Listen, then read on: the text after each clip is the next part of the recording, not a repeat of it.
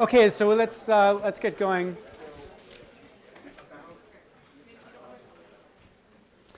So this is one of our final, you can think of it as toolbox classes, in the sense that we're going to discover today another tool to analyze the problem we're thinking about in the context of institutional corruption. We'll figure out which of these tools it is later on, but just think of this metaphorically as the tool set which you need to pull together to understand this project. And the structure of the argument today has a familiar ring. Might be terrifying ring to some of you, but I'm going to give you something old, something new, something borrowed, and something blue. On the way to presenting this idea, this tool that will be so central to the way you think about institutional corruption, and I suggest central to the way you should think about regulation generally, everywhere. Okay, so something old. 15 years ago, long time ago, I published this book, Code and Other Laws of Cyberspace, and it got associated with a certain slogan. The slogan is, code is law. And indeed, this is the original slide. Now that's the original, you can tell, look at the font. So this is the original slide, code is law. And there are basically two different points I was trying to make when I advanced this argument that we think of code as a kind of law. And the first point is to get us to reflect on what things regulate. And the second thing is to recognize the way in which laws affect things that regulate. Okay, so let's start with number one, what things regulate. So this creature, think of this as we're going to call it the pathetic red dot. This is the target of regulation. So you or me, or a company, or an agency of the government, whatever. This is the thing we're trying to control. And this approach to regulation starts by saying, well, what things regulate it? What things control it? And the natural first idea when we think about what things regulate it is to recognize the way law might regulate it. So law regulating this pathetic red dot as in a person. We imagine law saying something like, do not murder. Like the law says that, and then the law enforces that in a particular way. So this is an ex ante regulation, for those of you who didn't take Latin in high school. So what that means is a regulation given in advance of the behavior you're trying to control, ex ante before, enforced by the state. If you deviate from this rule, hopefully the state tracks you down and punishes you. All right, so that's the way the law regulates. Ex ante rules enforced by the state. But in addition to laws, you can think of the way social norms might regulate behavior. So when Bill was advising me about how I should prepare to teach undergraduates, he told me it's very important that I don't wear a dress. You know, not that you guys are too judgmental or anything like that, but it would be a kind of weird thing for me to show up in a dress. You know, this might enforce stereotyped ideas and all these sort of bad things. But the reality is, even for you modern young kids at a great university, it would kind of trouble you, disturb you, because it would be such a violation of the anti-dress norm for men teaching at Harvard, at least in the ethics courses, whatever. But so the point is, that's a rule. It constrains more on this coast than when I taught in San Francisco. It was free to wear a dress in San Francisco. But the point is, this is a kind of regulation of me. Now, some people would feel this as a dramatic restriction on their liberties. Other people wouldn't. Other men wouldn't. I don't have to mark where I might be on that continuum. But the point is, this is a control. And it's structurally similar to a law in the sense that it's ex ante.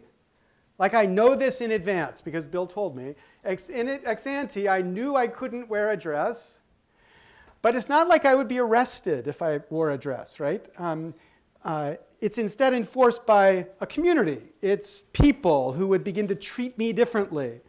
Whisper, like other professors would be like asking for my advice on, wardrobe dress choices and things like that. But the point is, there would be a whole network of people who would influence my freedoms or restrict my freedoms in response to my violating this very clear rule. Okay, that's the way norms regulate. Then think about the way the market is a regulator. So the market's a regulator in the sense that the market sets up opportunities and constraints. So if you were told you would be paid $300 to do something really horrendous, your likelihood of doing it is different from if you were told you were going to be paid $3,000 to do something really horrendous, like slog through some basement filled with muck and clean it up. Maybe you would never do it for $300, but for $3,000, who knows? Maybe you would. So the only difference there is the opportunities being provided in a property contract system that are creating different incentives for you to react in a particular kind of way. Those differences then are different kinds of regulations that you experience as someone living within that property and market construction. Those regulations are in some sense simultaneous, like you are experiencing them at the time at which they are impressed upon you. You walk into the grocery store, an avocado is $3, that's a constraint, different from if it were 50 cents. So it's simultaneous, and it's enforced by property and contract. It's a set of rules around the way the market functions that defines those constraints. Okay, so market is the third, and the fourth, and I think ultimately most significant for changing the way we think about regulation, is the way architecture is a certain kind of constraint. And by architecture, I just mean the way we find the world, even if the way we find the world has been constructed by others. So there's windows over here, but they're obscured mainly by the way in which this room is laid out. You don't see many classrooms where there are windows behind where the professor is teaching. Why? Because what's going on outside would certainly be more interesting than what the professor is doing, and you would be drawn away by the way in which you would be seeing stuff outside. This is why many professors are troubled by the windows on the internet you have on your computers here. That's an architectural innovation which has weakened the effectiveness of concentration in the context of classes. So that's another kind of constraint, another kind of regulation. It, like the market, is simultaneous, but it's enforced by God, small g God. So the sense is it's just the way we find the world. So here's a great MIT example for any MIT wannabes. 186,000 miles per second. It's not only a good idea, it's the law, right? What is that? The speed of light, right? So this is just the way the world is. It's not like you can change that. That's a constraint that limits our ability to communicate and blah, blah, blah. Okay. Now, that then is the fourth of these types of constraints. And we think about, or this graph, this ancient graph from 15 years ago, is meant to suggest the way in which these things work together. The pathetic red dot is operated upon by all of them at the same time. Now let's surface or raise this conception of architecture a little bit. Let's think about some more particular examples. So let's say we've got a highway. What's the typical way in which we regulate speed on a highway? Speed limit, great. Yeah, there it is. It's the wrong way, but I limit to my PowerPoint, to my sort of Photoshop-like abilities, but there it is, speed limit on the side of the highway. So that's one way. What is the speed limit? Speed limit is a law. It's an ex-ante rule enforced by the cops on the side of the road. But here's another way we could regulate the speed. If you put speed bumps along the highway, that's going to regulate the speed. This is architecture as a regulation. No police are required to enforce that. You, quite naturally, do not drive 70 miles an hour over these things. Why? Because you'll destroy your car. Right? So therefore, here's a way of slowing you down that doesn't depend upon the intervention of a police officer. It's kind of automatic. It just has that consequence based on the nature of the way in which we understand people's desire to keep their cars. Now, not rental cars. Rental cars go 70 miles an hour over this. There's no problem at all. It's just cars people happen to own for themselves. All right. Here's another example. This kind of bridge. So let's observe this bridge is low to the ground. Why might there be a bridge intended to be low to the ground? To keep trucks from being able to drive through it, to keep noise down. trucks would be one idea. What's another thing that can't drive through that? Exactly on the same line. Yeah. Buses. So why might you want to keep buses off that? Yeah. So there's the famous Robert Moses. example on Long Island, how they built the bridges sufficiently low so as to prevent buses from traveling so that wealthy people with cars could get to the beaches on Long Island, but poorer people who would take buses wouldn't be able to get there. Right. So in a world where A, people want to discriminate against people on the basis of race, but B, the law doesn't permit it. So you can't have rules that say these beaches are reserved for whites only. That's against the law after Brown versus Board in 1954. So what if you are someone, or what if you are some government that wants to continue to facilitate segregation? Well, the story around Robert Moses is this was just such a device. So you create bridges so only cars can travel to certain beaches, and other beaches, anything can travel to it, not necessarily trucks, but buses, that's the thing. So people who typically ride in buses, poorer people, which there would be a disparate impact on race in the nature of the United States, certainly today, certainly then. Poorer people would go to certain beaches, richer people would go to other beaches. That would encourage the self-selection intended by the designers to facilitate segregation. Now, a bridge is very different from a sign over a fountain that says whites only. It's different in the sense that it doesn't affirm every time you see it segregation. That's not what that says to you. And even once the story is told, it's still ambiguous what the bridge is, but the point is it can be deployed as a much more effective tool of segregation, at least in the world where segregation is constitutionally proscribed. Okay. Imagine this device next to an elevator. What's the regulatory effect of that? This is a mirror, in case that's ambiguous here.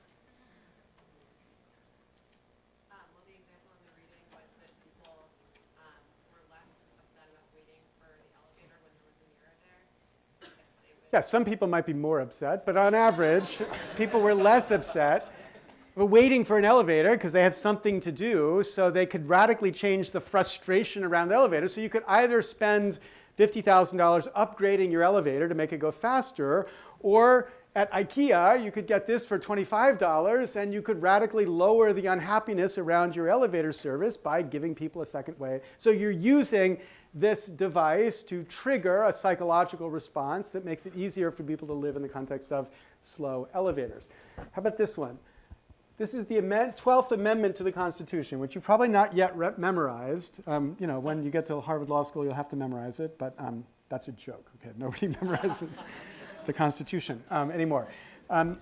Okay, so what is this amendment doing? Do you guys study any of constitutional law? You know, we have a constitution in the United States. This is one of the most important original amendments to it. Not the Bill of Rights Amendment, but anybody? This is modifying the procedure for the Electoral College. Okay, so why did it have to modify the procedure for the Electoral College? Well, America in 1801 learned that the founders were not geniuses because they discovered in 1801 a designed flaw in the original Constitution. So in 1800, the election of 1800, there was a tie, but not a tie between Thomas Jefferson, who was running for president, and John Adams, the sitting president against whom Thomas Jefferson ran. So not against the two presidential candidates, but a tie between Thomas Jefferson and his vice president, Aaron Burr. And the reason for that is the original Electoral College system basically said that you go and you vote, and the number one person to get most votes is the president. Number two person is going to be the vice president. And they imagined people were not going to run in parties, so this would be a good way to get a kind of compromise set at the top. But when they started running in parties, which the election of 1800 is the first real party election, for president at least, the assumption was that Aaron Burr would withhold one of his votes or get the delegations in his states to withhold one of his votes. So he would be number 2 and Jefferson would be number 1. But Aaron Burr was a troubled figure. Remember, he killed Hamilton in a duel, and he was charged with treason because he was organizing a revolution in Kentucky and in Tennessee. But anyway, he turns out to be a bad guy all the way around. So he didn't withhold it. So this created this problem that the president and the vice president were fighting over each other about who would be president. It had to go to the House, and it was a really long battle about whether Jefferson was going to win. Obviously, Jefferson did win. Okay, so they rewrote this. But the critical feature of this that I want you to think about is the electors shall meet in their respective states. Okay, why would you want the electors to meet in their respective states? These are electors to the Electoral College. Why not have them come to one big convention? They have parties. You could have good television coverage, things like that. Why do you want them to meet in their independent states? Yeah. So they can't see the current outcome? They can't see, right, and they can't conspire about the outcome. So it makes it harder to buy off the electors because you don't know who you need to be buying off. If they were all in the same room, you could come in and say, okay, I'm going to pay $1,000 or $50,000 for each electoral vote, and then you could enforce that contract because you know who's voting. But here, they vote in their respective states. They send this all to Congress, and they open up the electoral ballots, and that then reveals who is the president. So it is an architectural device that has as its assumption the inability to tweet across across delegations. Like the country's separated. It takes a long time to get from one state to another. So this is a good idea. Today, of course, it's meaningless because you could be anywhere and you could be instantly in communication with everybody. So the architecture has changed such that this is not anymore the effective restriction or regulation that it was. But that was its purpose, divide so that corruption is much more difficult. Or here's another Washington example. A swamp. So in the Washington of 1800, they built the White House a mile away from the Capitol. You think that's pretty inconvenient. Worse, there was a swamp between the White House and the Capitol. Why would they do that? Because they didn't want them to buddy-buddy. They wanted them separated. They want to keep literally, physically separated the executive from the legislative power so that one could not exert too much influence on the other.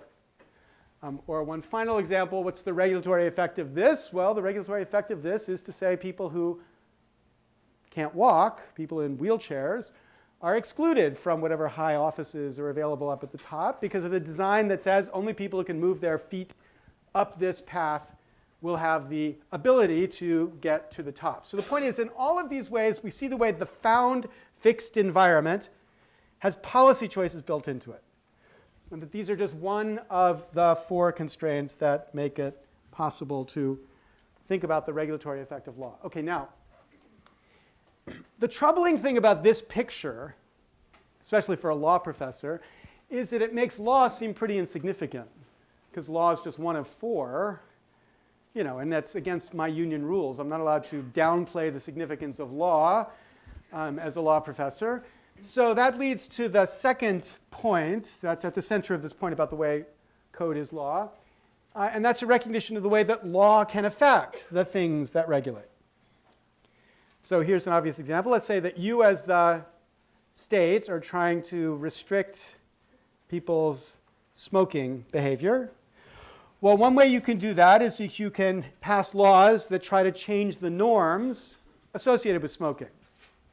So in California, through the 80s and 90s, there was a pretty aggressive propaganda campaign funded by the state government to stigmatize smokers as weak, sick, pathetic, whatever. They wanted to make people who smoke feel awful about themselves to reduce the desire of people to smoke.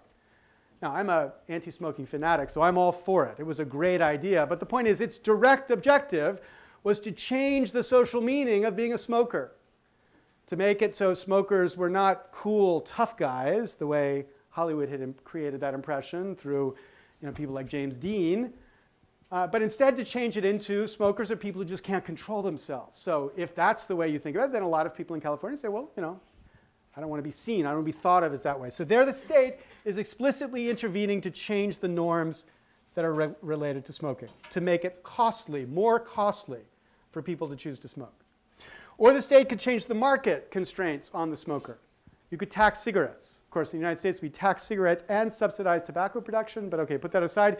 The point is you raise the price, and if you raise the price, you restrict the range of people who will engage in that behavior because they decide it's just too costly for them to choose to do that. Or you could regulate the architecture of cigarettes. So during the Clinton administration, the FDA characterized a cigarette as a drug delivery device, a nicotine delivery device.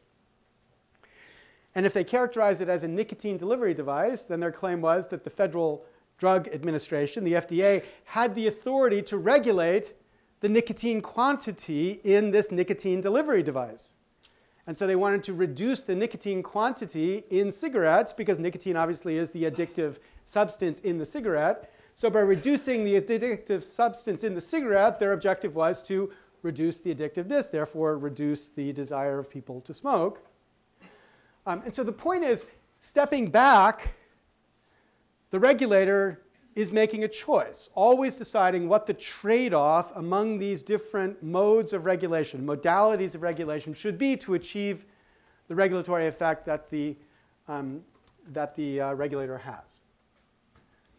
Okay, so is that part clear the way? This argument's pretty clear, pretty obvious. We're going to do another one to make sure you've got it. You're going to answer the questions as I raise them. But is this interaction clear? Great, so then this should be easy. Think about your desire as a regulator to increase the use of seatbelts in cars. What's a law regulating norms? How could you create norms to support the use of seatbelts? Anybody from Hungary here? Any real Hungarians, not people whose Hungarian parents came in 1956, but like, no. Okay, so in the early 90s, I was teaching in Hungary, and there was this weird social norm around cigarettes. No, there's no social norm against cigarettes in Hungary, but there was a social norm against seatbelts. So you put a seatbelt on, and that insulted the taxi driver. So if you're in a taxi, you put the seatbelt on, the taxi driver would say, what, you don't trust my driving? You don't think I'm a safe driver? You're like, no, I trust you. I just think I need a seatbelt. So the point is, the norms in that context really strongly worked against people wearing seatbelts because you want to insult the person who was driving you, so you wouldn't wear a seatbelt. Okay, that's not quite where we are. But so give me some good, you regulator wannabes. Like there are got to be some regulator wannabes. So what's the regulation that might increase the desire of people to be wearing seatbelts in this context? Yeah. Well, I remember there was like a click it or ticket, like advertisements that were going out. So it was kind of like regulatory in that sense, where they were saying, you would get a ticket if you didn't click it. Rhymed. It's cute, yeah. So okay, that's signaling you about the cost. That's making it very clear that if you think about what's the market regulation, that would be a good market regulation. I'm going to make it clear to you that if you do not wear a seatbelt, I will charge you. Now let's bracket that. That's a really good way to do that. Maybe if you make it rhyme, you make it more familiar, therefore you increase the recognition of it. Yeah. In the driver's ed course I was a part of, they showed us like tons of videos of cars crashing with people who weren't wearing seatbelts, so it's basically ingrained like you're an idiot. You're an idiot, right. You want to make people feel like they're an idiot if they don't wear a seatbelt. And you want people to feel like their friends will feel like they're idiots if they're not wearing a seatbelt. So you want to change the dynamics so that everybody expects this is what normal people do. Yeah. Also, there is something related to architecture, like the newest cars make noise if you don't put on the seatbelt. Noise is one way to describe it, yeah. Right, the cars make a noise. And why is that? Because Washington issued a set of regulations to car manufacturers to say that you have to make it so that if the seatbelt's not on, it makes noise. Now, there was a period of time, this is before many of you were born probably, when the car wouldn't start if you didn't have the seatbelt in. Like you're sitting and you don't plug the seatbelt in, the car just does not start.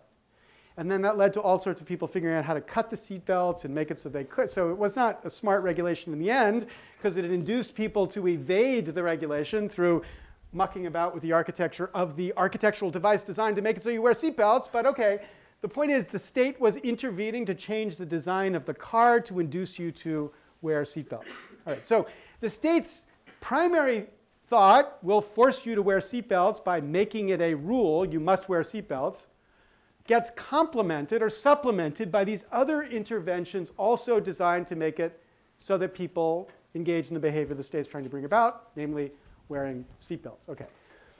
But then you might begin to think about, well, what are the limits on the state's ability to do this? So when I use words like propaganda in California, what's the thing that that's meant to trigger? Like, what might you worry about if you think about the state in the business of regulating the social meaning of different kinds of behavior? Yeah. It might not always be something that's geared towards public good, like stop smoking. So one thing is it might be a bad regulation. Imagine that, regulation, a bad regulation. It's kind of amazing to conceive of such an idea, but it's possible, I guess, right? So a bad regulation, so that's one part of it, certainly. But what's an additional part here? Yeah. It has the potential to make the views of those in power social norms. Right. It feels almost Orwellian in the idea that the state is changing the social understanding of certain behavior. Now, it's Orwellian in that sense, true, but you should recognize it's done all the time. The state does this all the time.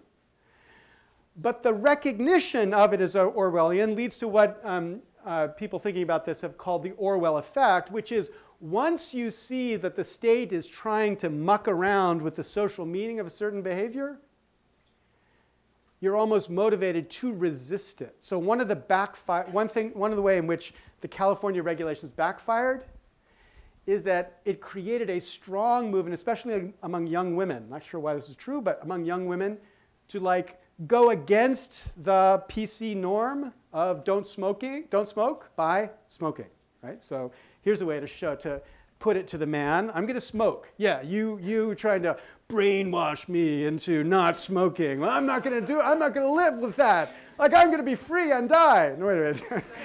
It's supposed to be a disjunct, right? I'm going to live free and die because I believe that's what my liberty demands, right? But the point is, this is induced by a regulation that's almost too heavy-handed because we have a strong intuition in a free society that the state should not be mucking about with what goes on in our head when we think about what's good or bad, even though we're completely okay with the idea of the state passing a law that says if you do something, we're going to send you to jail, or taxing, or maybe architecting roads to create speed bumps, right? Okay, so each of these modalities has its own bit to it. Complexity, how it gets deployed, how effective it is. You've got to think about them differently. But here's the point, obviously the point. There's number one, once you see the way in which the law has a role, law, once again, is very important. So that's the most important thing. Law is the most important regulator here. And the question is always going to be, so what is the mix of modalities that works best? The mix. How do you put them together? Law can affect that mix. Law can intervene to have a different kind of force for law or for norms or for markets or for architecture. But the question has got to be the mix. That's number one. And number two is to emphasize again that the architecture has policy consequences. Critical policy consequences, which once you begin to see it like that, I promise you now you will see the policy consequences of architecture in a million contexts in the next, 20 minutes after you leave this class. All right, so I published this around 1999, and I wrote it about the internet, because about the internet it felt to me pretty obvious that this was the way to think about regulation in the internet, or the way that regulation on the internet would work. And I wrote it with an obvious target in mind, this really incredibly brilliant, sweet man, John Perry Barlow, who used to write lyrics for the Grateful Dead, one of the co-founders of EFF. John Perry Barlow had written in 1996 a very famous Declaration of Independence of Cyberspace. And in that Declaration of Independence of Cyberspace, he had written, Governments of the industrial world, you weary giants of flesh and steel, I come from cyberspace, the new home of the mind. On behalf of the future, I ask you of the past to leave us alone. You are not welcome among us. You have no sovereignty where we gather. Your legal concepts of property, expression, identity, movement, and context do not apply to us. They are all based on matter, and there is no matter here. Now, as is Barlow's want, this was all very romantic. It also embedded a very fundamental confusion, I thought. And the confusion was whether legal concepts apply is not going to be a function of matter.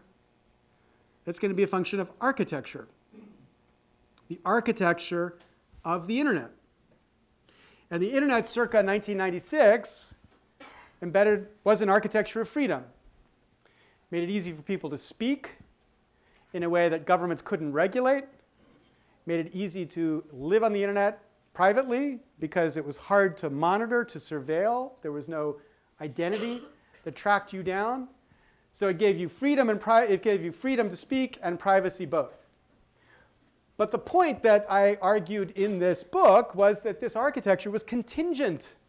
We could change it. We could imagine it being changed from an architecture of freedom to an architecture of control, where it was much harder to speak freely. It was much harder to live without you being perpetually surveilled, because the code had been changed to make it so that every single transaction you did get registered and monitored and followed and surveilled.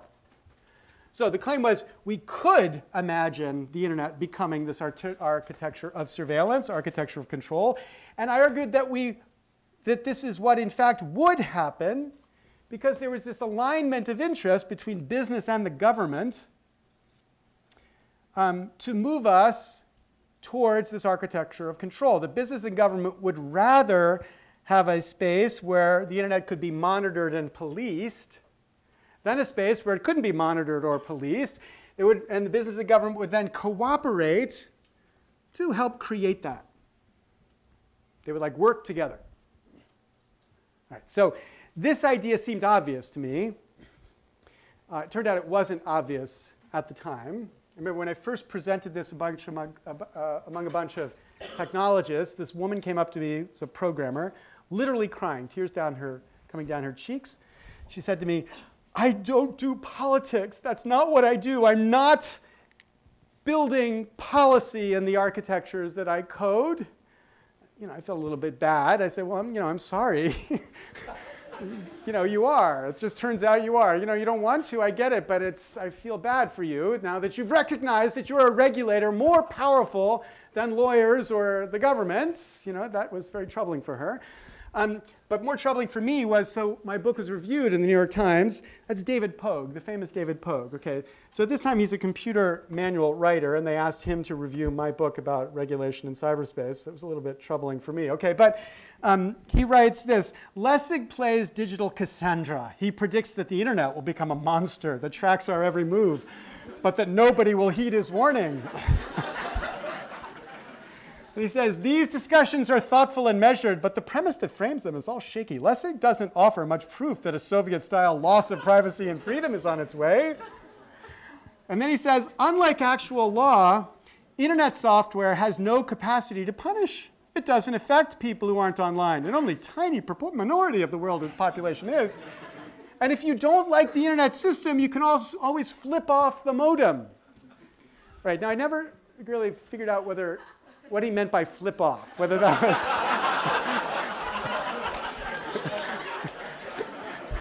Because, I get how we want to flip off the modem in all sorts of ways for its slowness. But this struck me as bizarrely naive that, you could imagine a world where, you could just opt out of the perpetual surveillance that's going on all the time. And in fact, sad to say, I think time has unfortunately shown this was not the more insightful of the understandings of the future of cyberspace. Okay, so that's the old part. Here's the new part. So 15 years later, this code and law idea, I think, is more important than ever, but here's what's important and missed in this story, or at least what's important about it, I think, is missed. The lesson of code and law is not that we should be regulating code. Maybe we should, maybe we shouldn't, but that's not the punchline. It's not like, therefore, regulate code. The lesson is that we've always got to find the right mix in regulation. So if we think about this mode, let's update it to sort of modern fonts. OK, so this mode, it's the mix. It's not just one of these modalities. So let me give you some quick examples from current debates around the way the internet gets regulated. So think about how we regulate two. Oops. Thank you. Some code regulation going on here to make it so you can't see this. OK. Comcast is obviously intervening to make it harder for you to understand the point I'm going to make, which is going to be a pro-network neutrality point.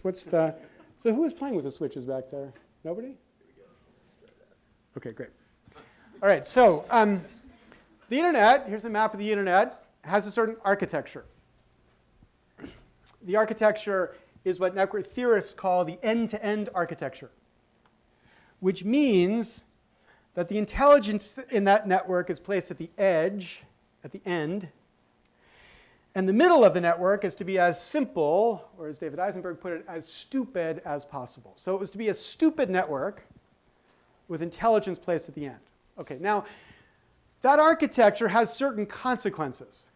Designing the network like that has certain important consequences. As Barbara van Schewick puts in this really great book, Internet Architecture and Innovation, one consequence is it enables certain kinds of innovation, a certain kind of innovation.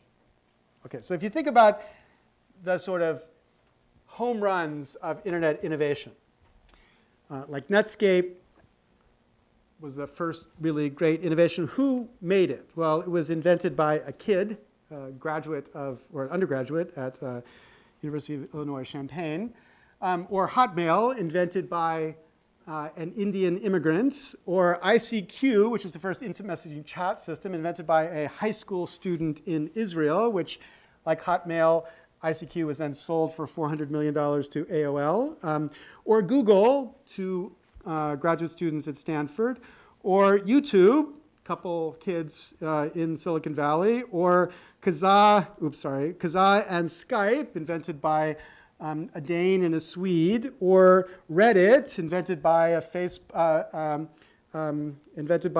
Harvard dropouts, Facebook too, Harvard dropouts, or think about Twitter, invented by Jack Dorsey when he's under the age of 30. What is it that describes all of these innovators?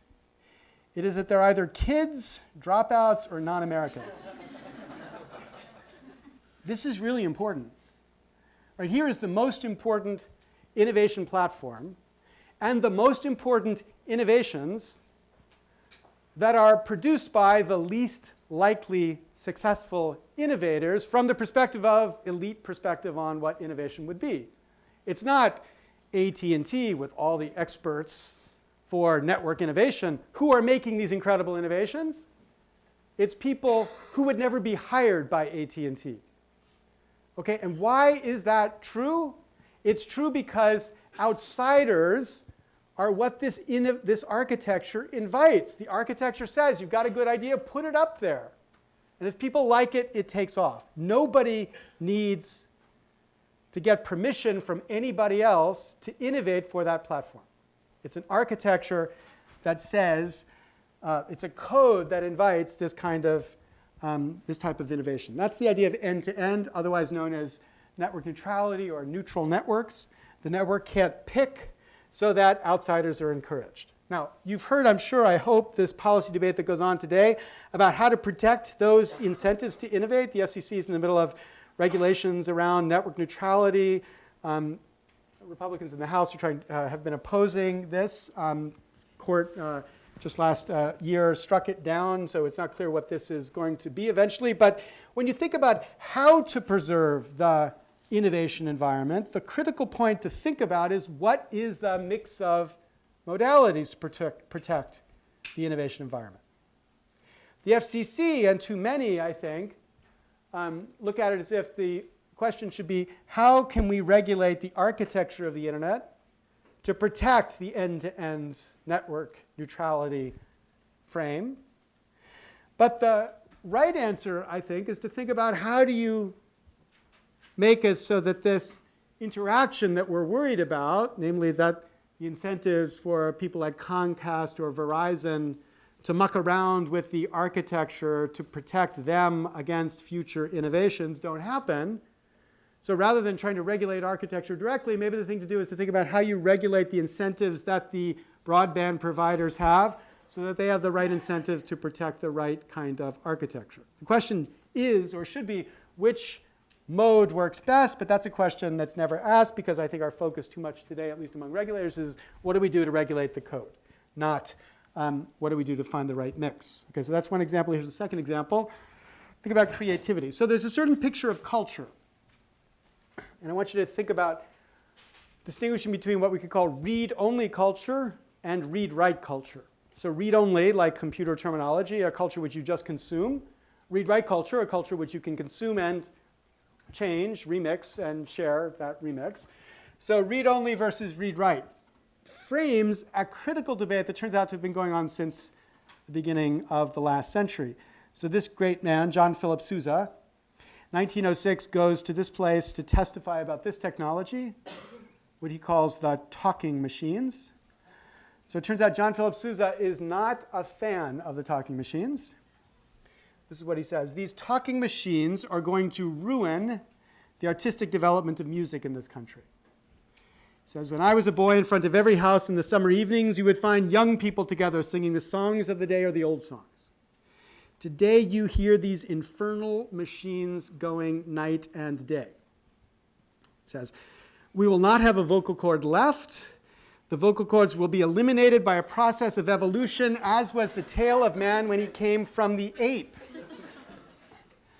Okay, so the point is, here is this professional musician, this professional composer, who is worried not about losing his copyright royalties. He's worried about culture becoming passive. Culture no longer being able to engage in the creation of culture, but culture becoming completely passive, no longer engaged in this process of young people singing the songs of the day or the old songs. Worried that this activity gets destroyed because we move to what we could call a read-write culture, where people participate, we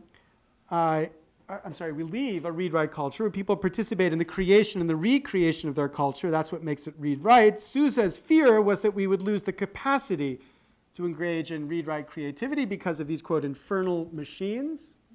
They would take it away, displace it, and in its place, we'd have the opposite of read-write creativity, this read-only type of culture, where creativity is consumed, but the consumer is not a creator. Culture in this sense, which is top-down, which the vocal cords of the millions have been lost because of these infernal machines. So the claim was, a certain kind of technology, architecture, code, technology like this and this, would produce a certain kind of culture, this kind of culture which was made famous in a 1984 Apple ad, okay? So a culture which enabled efficient consumption, what we could call reading, but inefficient, at least amateur production, what we could call writing. Culture that's good for listening, not good for speaking. A culture good for watching, not good for creating.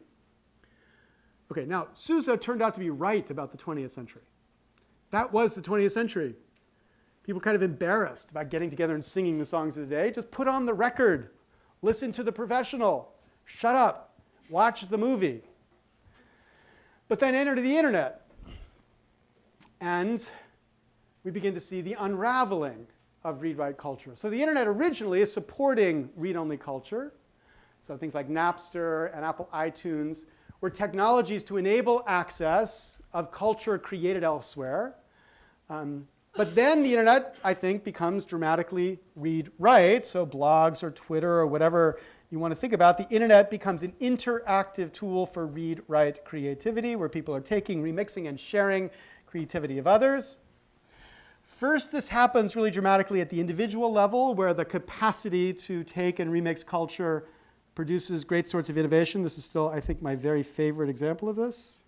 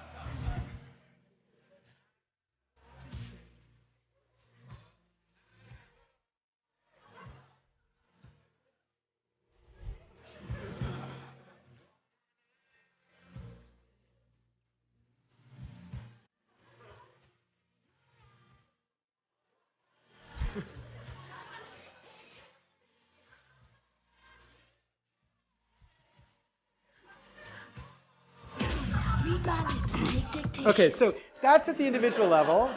Soderbergh's a great creator. He demonstrates how the tools have made it possible for him to speak in a way that you could never speak in an op-ed or in any ordinary way for ordinary humans, okay?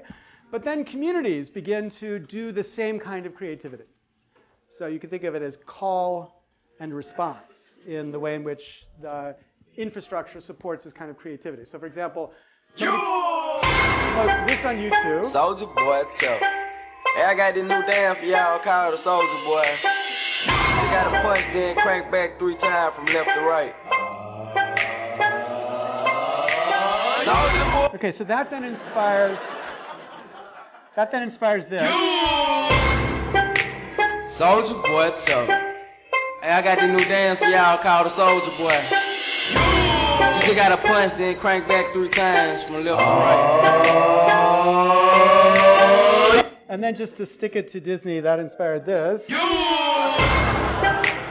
Soldier boy, tough.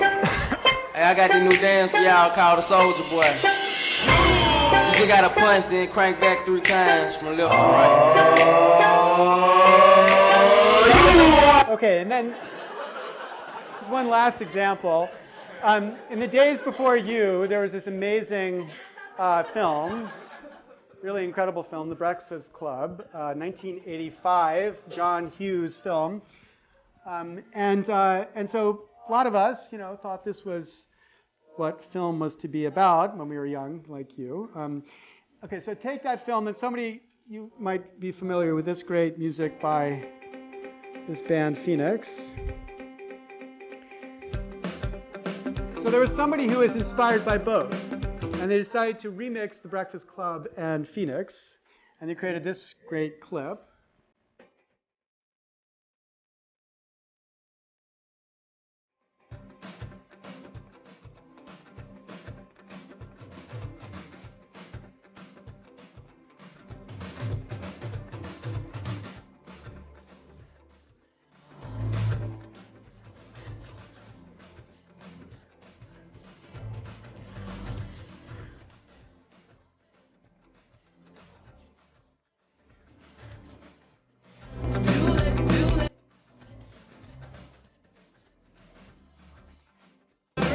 Okay, so at this stage, that's just like the Read My Lips that I showed you. So somebody with great talent produces that. But then he posts this on YouTube, and people start mimicking the production in their own version, produced by real people doing real demonstrations. So this is Brooklyn.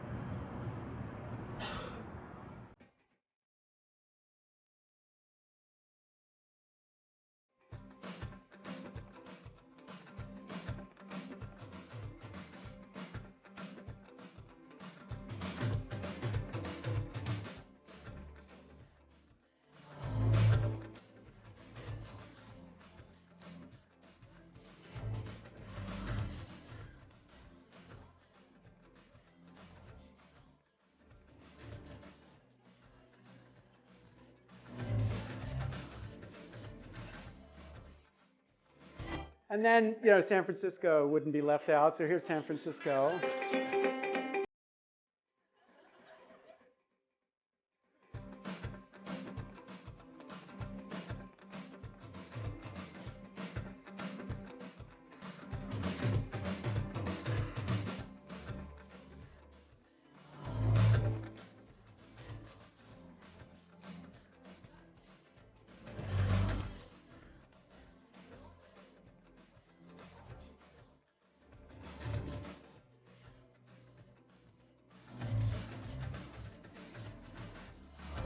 So now if you go on the internet, you can find literally scores of these from around the world. People doing, that's cousins. I don't know what cousins is, but the point is, all across the world, they're mimicking the same productive expression. Okay, now the point is, this is the recreation of what Sousa was romanticizing when he was talking about the young people getting together singing the songs of the day of the old songs. But now they're not getting together on corners or in backyards. They're getting together in this digital platform that is encouraging people to create and then to mimic the creativity of others and to recreate in a way that he would have loved and the Recording Industry and Motion Picture Association of America, and everybody who has large copyright holdings from the 20th century hates. Once I gave a version of this talk in Korea, and 3 years later, I got an email from YouTube that the copyright owner for Listomania was upset that I had used their work like this, and they told me to take it down off of YouTube. And I told them, no, it's actually fair use. I'm not going to take it down. I'm a lawyer. I know something about that. So, and within 2 hours of sending that email off, I got an email back from the lawyer saying, in 72 hours, we will be filing a lawsuit against you in Massachusetts District Court for copyright violation. It was one of those make my day moments. Which led to a lawsuit. The company was Liberation Music, ironically enough. So a lawsuit called Lessig versus Liberation.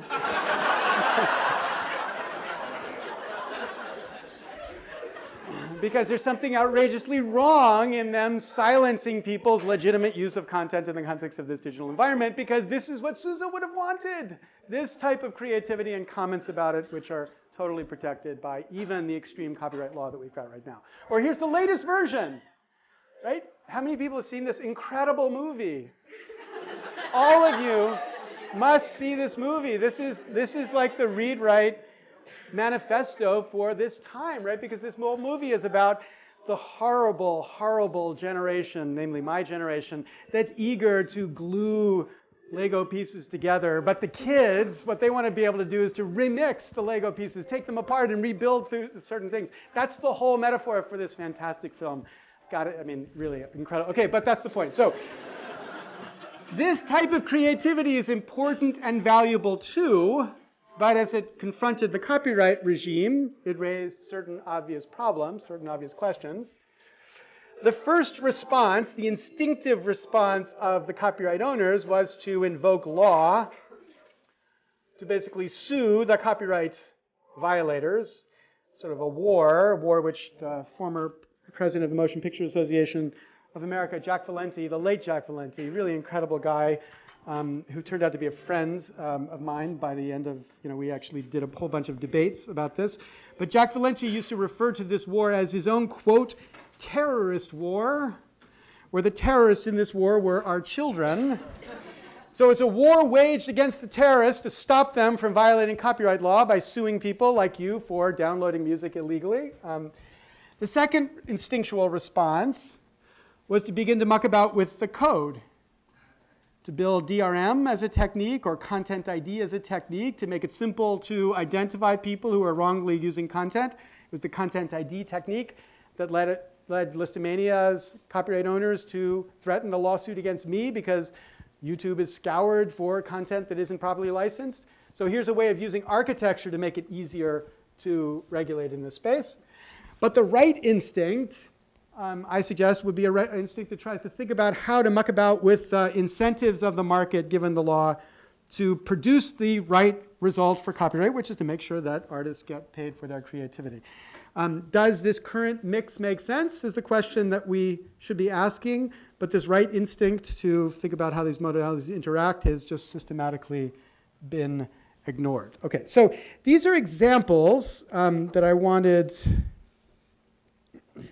to suggest show that the current instincts about regulation here are bad. We don't yet have this instinct to mix modalities well. And that's what we need to achieve, and that's what we're going to be talking about here. What is the way to interact these modalities to produce the right regulatory objective? Okay, so that's the new. Here's the borrowed. I'm going to borrow this stuff from this other section and apply institutional corruption to it.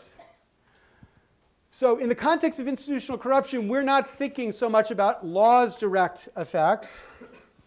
And we're not necessarily thinking about the pathetic red dot, an individual who is being regulated.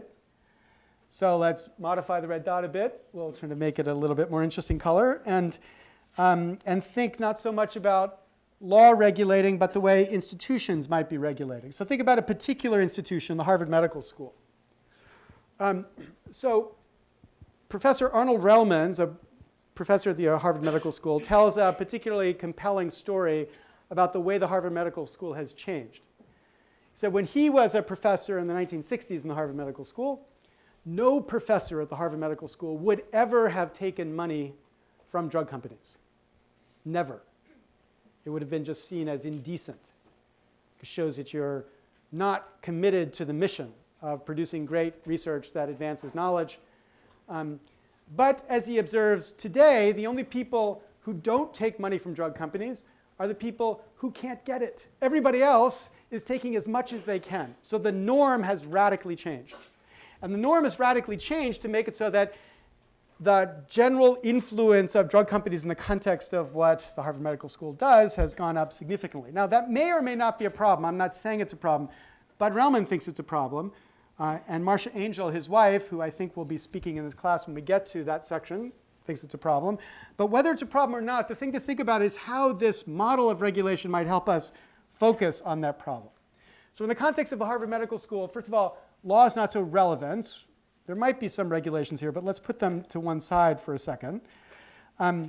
Instead, what we can recognize happened is that the influence of the market grew dramatically in creating incentives for doctors to get more money.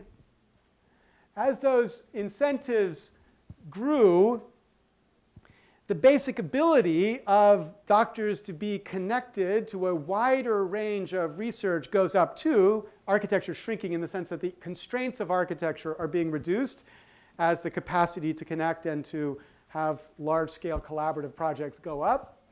Those two changes together weaken the norms that Bud Relman's trying to push, or Marcia Angel's trying to push, to resist that type of funding inside of the Harvard Medical School, with the production that the behavior inside of the medical school will change dramatically. People will be engaged in much more privately funded research, or private funding of research will go up pretty powerfully. In the face of that change, the university asks, well, what is the university supposed to do about that? And the answer is the university faces structurally a similar problem as the government does when the government thinks about regulation. So now law is not law, law is Harvard. Let's think of the administration. Harvard could try to affect the norms which professors live under by saying things like, it's unethical to do blah, blah, blah. Or they could say, you need to disclose so that we encourage people to distinguish between those who are taking private money and those who are not. Or it could, have lectures given by people who remind us of the importance of public research as opposed to private, whatever. There are lots of ways in which Harvard central administration could try to change the social meaning about taking private money.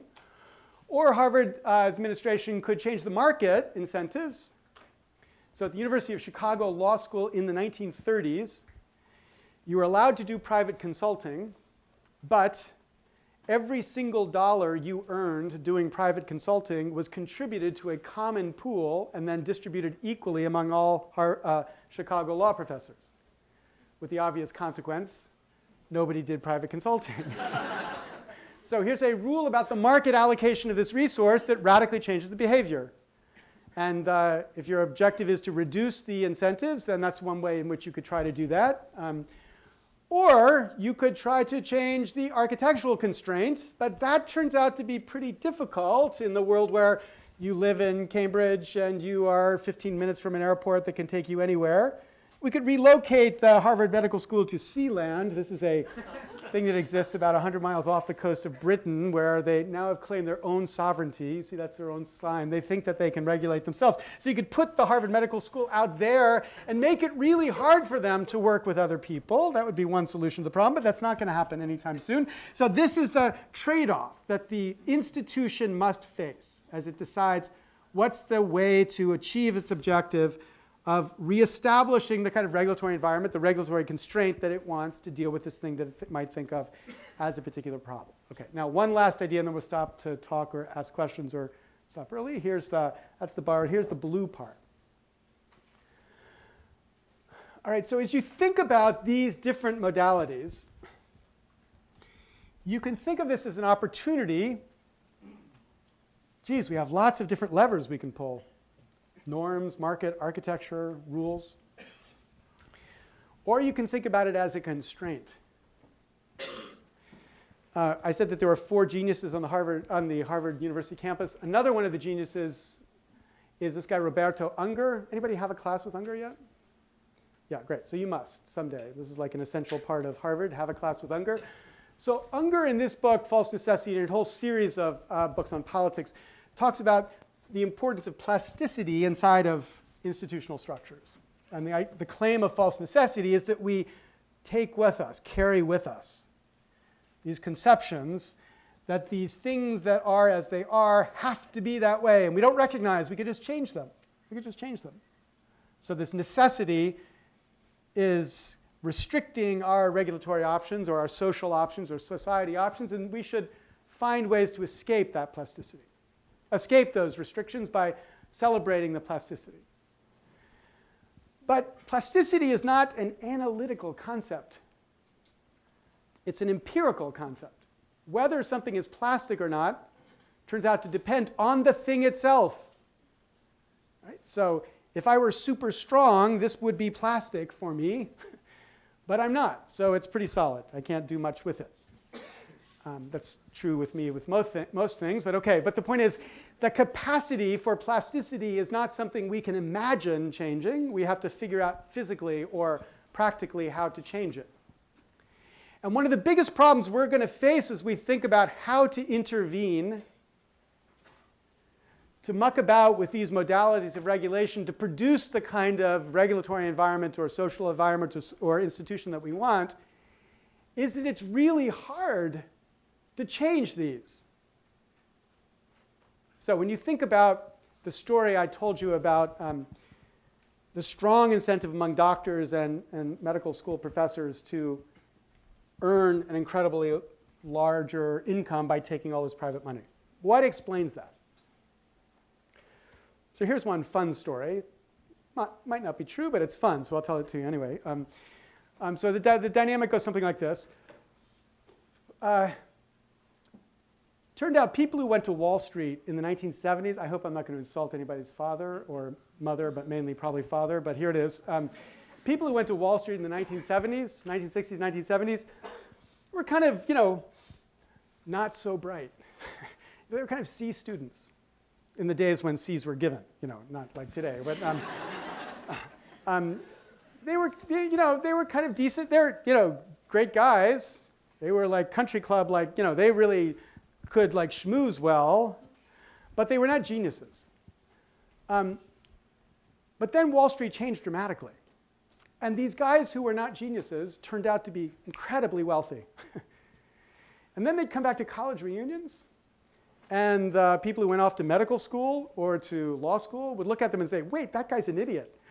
Why is that guy worth $4 million or $20 million? How'd that happen? If he's worth this much, I'm worth that much. So there's a sort of cultural norm develops, which creates this expectation of parity, like that guy is worth 4 million, I'm worth 40 million.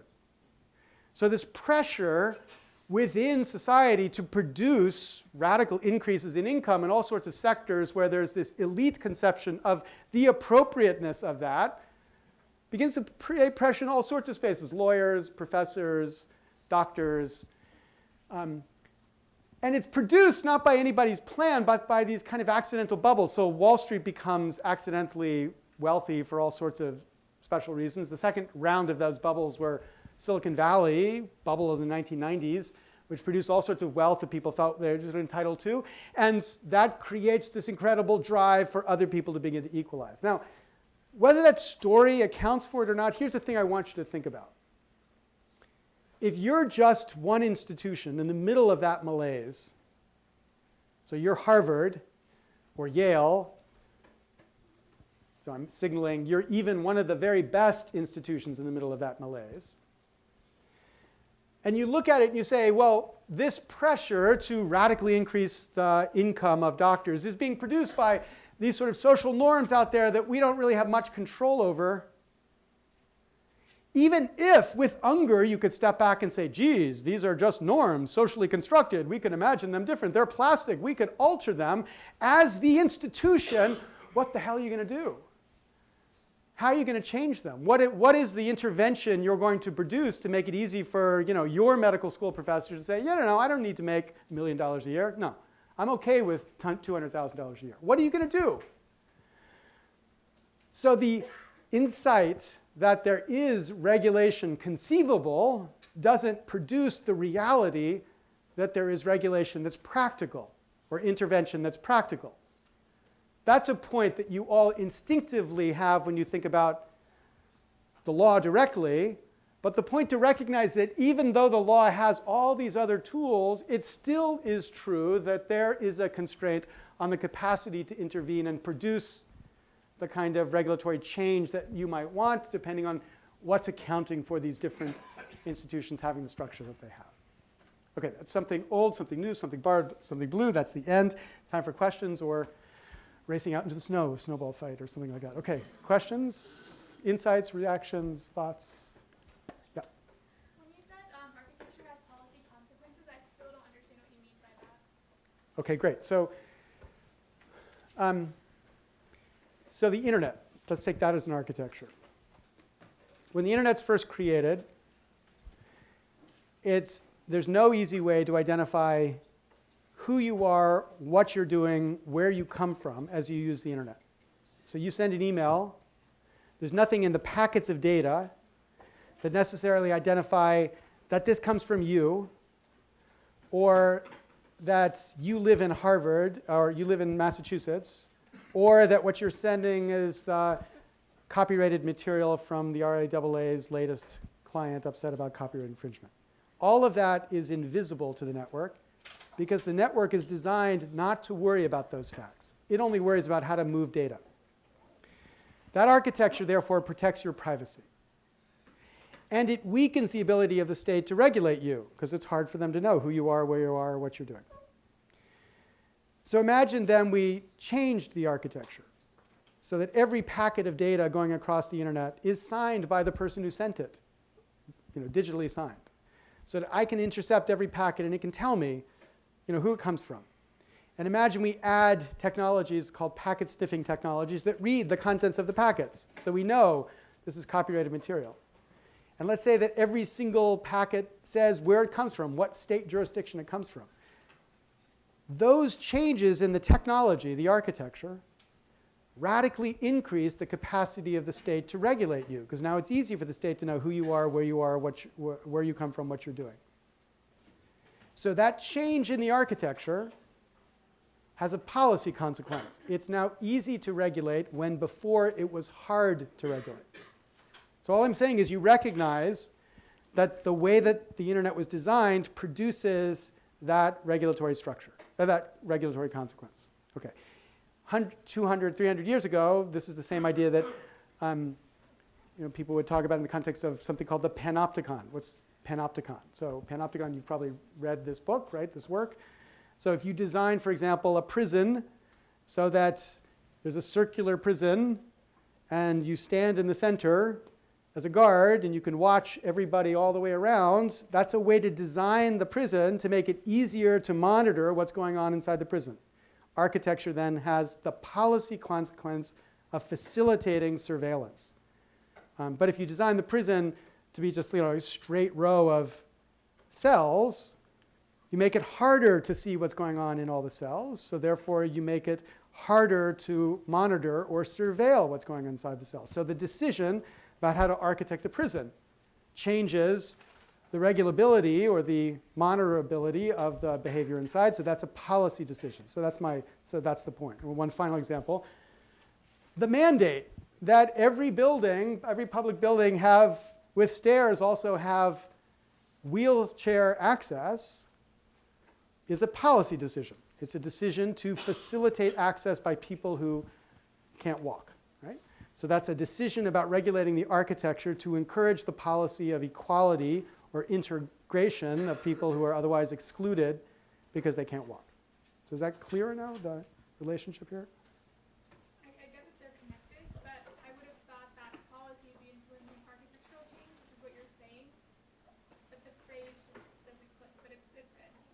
Yeah, so yeah, this is the thing. When you start thinking about it, look at every single architectural design that you see and think of what were the policies that were embedded in that design. Why did they choose that design?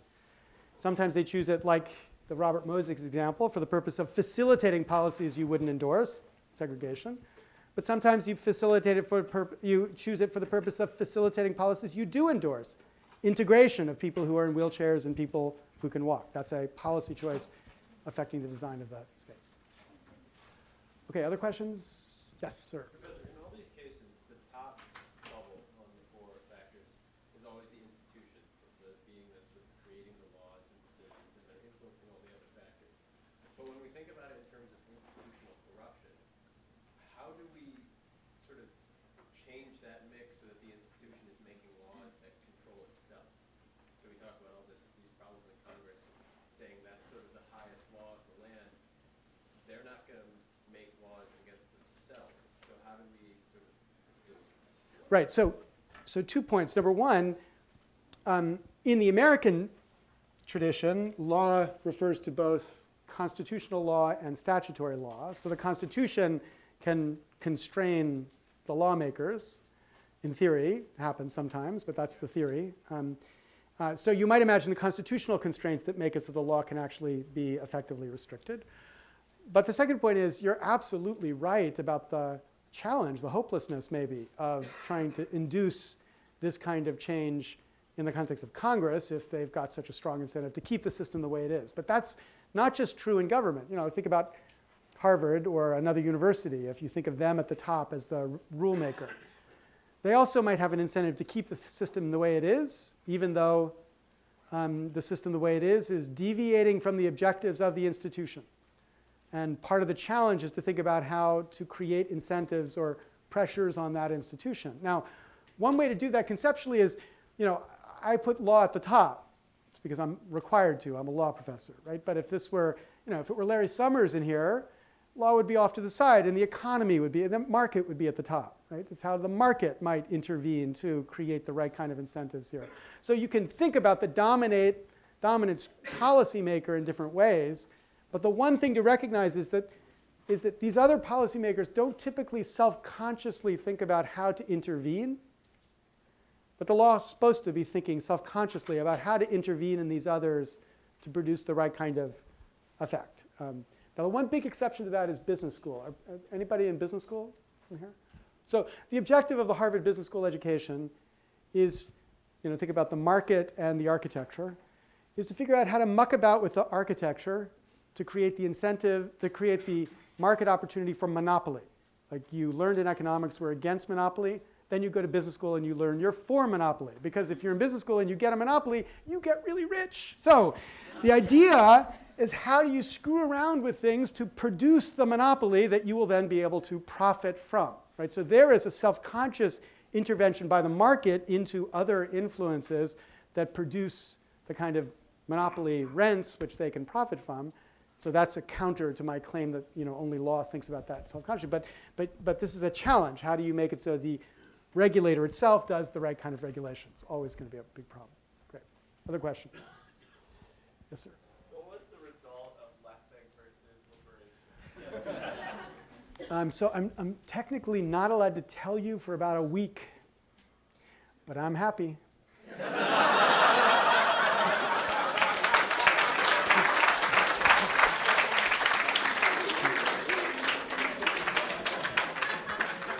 All right, so we'll see you on Tuesday. Great. Thursday.